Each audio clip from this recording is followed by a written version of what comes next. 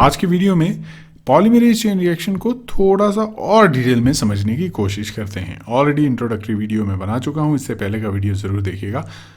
इसमें थोड़ा और डिटेल में जानेंगे और उसके कंपोनेंट्स के बारे में भी थोड़ी बहुत इन्फॉर्मेशन आपको देने की कोशिश करूंगा मैं।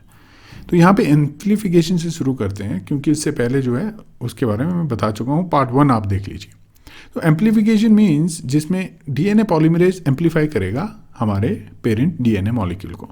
डीएनए पॉलीमरेज में आप ध्यान से देखेंगे तो 3 वर्ड्स आपको मिलेंगे, DNA, poly and mirage. DNA जो कि हम जानते हैं क्या है, पॉली मीन्स मैनी, बहुत सारे, मिरेज एज वर्ड जो जब यूज़ होता है तो वो एंजाइम्स के लिए यूज़ होता है, प्रोटीन्स स्पेशली वो होती हैं और इनका फंक्शन रहता है कोई पर्टिकुलर रिएक्शन को परफॉर्म करना। इसके केस में एक इलिस्ट्रेशन आप देख रहे हैं, मैंने कोशिश की है, this is to show you, आपको बताने की कोशिश कर रहा हूँ कि 3D structure of the protein molecule कुछ इस तरह से आप रिप्रेजेंट कर सकते हैं। तो डीएनए पॉलीमरेज कहाँ से मिलता है? डीएनए पॉलीमरेज आपको मिलेगा थर्मस एक्वाटिकस ऑर्गेनिज्म का नाम है।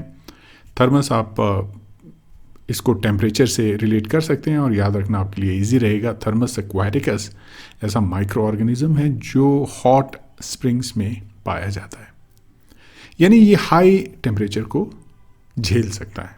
और मैं बताऊंगा कि वाई, कि हम क्यों ऐसे ऑर्गेनिज्म ढूंढ रहे हैं जो हाई टेम्परेचर पे सर्वाइव कर सकते हैं।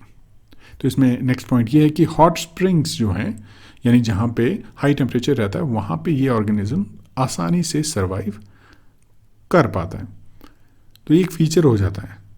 Why it is useful for the PCR. PCR के लिए बहुत बेनिफिशियल है, क्योंकि 94 डिग्री पे आपकी डीनेचुरेशन की स्टेप होनी है, जहाँ पे डीएनए के दोनों स्ट्रैंड्स अलग होंगे। तो आपको ऐसी प्रोटीन चाहिए जो हीट उस वक्त जनरेट हो रही है उसको झेल सके। तो इसमें जो एंजाइम टैक पॉलीमरेज जिसको कहा जाता है स्पेशली, तो डीएनए पॉलीमरेज के बारे में हमने जाना, तो उसमें भी उसको टैक पॉलीमरेज कहा जाता है, जो डीनेचुरेशन, हीट डिपेंडेंट डीनेचुरेशन के अगेंस्ट रेजिस्टेंट रहता है। तो आप देखेंगे सेकेंडरी स्ट्रक्चर ऐसा होता है। अगर आप किसी भी प्रोटीन को जो कि नॉन हीट टॉलरेबल है, उनको अगर आप हीट देंगे तो इस तरह से उनकी फ्रेगमेंटेशन हो जाएगी और जिसको हम डिग्रेडेशन भी कहते हैं, वो डिग्रेड हो जाएंगे, प्रोटीन नॉन फंक्शनल हो जाएंगी। लेकिन Taq DNA polymerase T thermus एक्यू एक्वाटिकस वहाँ से मिलता है और जिसकी कैपेबिलिटी होती है सर्वाइव करने की। अब अगर मूव करते हैं next to general layout of the PCR reaction क्या रहेगा, तो पीसीआर में आपके पास इंपॉर्टेंट कंपोनेंट्स रहेगा डीएनए, सेकंड प्राइमर्स रहेंगे, थर्ड डीएनए पॉलीमरेज रहेगा एंड फोर्थ एडिशनल फैक्टर्स रहेंगे, जिनके बारे में अभी आपको बताऊंगा। तो यहाँ पे एडिशनल फैक्टर लिख लूँ। नाउ सबसे पहले डीएनए के बारे में बात करेंगे। डीएनए आपका डबल स्टैंडर्ड टेम्पलेट भी जिसको कहा जाता है, डबल स्टैंडर्ड मॉलिक्यूल है, जिसमें आपको प्राइमर्स जो हैं वो अटैच कराने हैं। तो आपको डीएनए बहुत ही स्मॉल क्वांटिटी में चाहिए होता है, इसकी कॉन्सेंट्रेशन आपको ज़्यादा नहीं चाहिए। एक डीएनए मॉलिक्यूल भी काफ़ी है, इसलिए फॉरेंसिक में हमेशा आपने देखा होगा scientist they are looking for DNA sample. Next है आपके पास प्राइमर, और प्राइमर के केस में आपके पास शॉर्ट डीएनए सीक्वेंसेस रहते हैं, क्योंकि डीएनए पॉलीमरेज आपका बगैर प्राइमर के फंक्शन कर ही नहीं सकता। इसका स्ट्रक्चर इस तरह से होता है, तो एम्प्लीफिकेशन नहीं होगी। तो डीएनए पॉलीमरेज वो प्रोटीन है जो एम्प्लीफाई करते हैं।